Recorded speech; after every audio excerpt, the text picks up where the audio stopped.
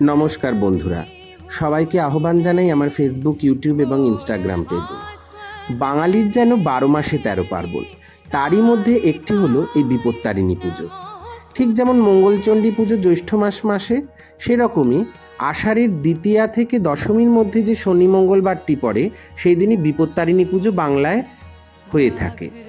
এই দিনে প্রত্যেক মানুষেরা মায়ের কাছে 13টি ফুল ফল নিয়ে পুজো দিতে আসে এবং একটি ধাগার মধ্যে 13টি গাঁঠি বেঁধে এবং 13টি দুর্ব বেঁধে মঙ্গল কামনা করে মায়ের চরণে অর্পণ করেন এবং সেই ধাগাকে নিজের এবং নিজের সন্তানদের বা পরিবারবর্গের হাতে বেঁধে দেয়, এই বিশ্বাস নিয়ে যে সারা বছর মা তাদেরকে রক্ষা করবে।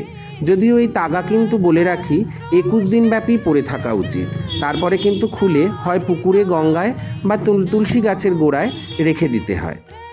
এই পুজো আর 5টা পুজোর মতনই আমাদের বাংলাতে ভীষণভাবে প্রচলিত।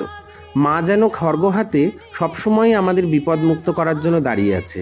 তাই তো বলা হয়, তিনিই দুর্গা, তিনিই কালী, তিনিই শিব, তিনিই নারায়ণ, তিনিই সব।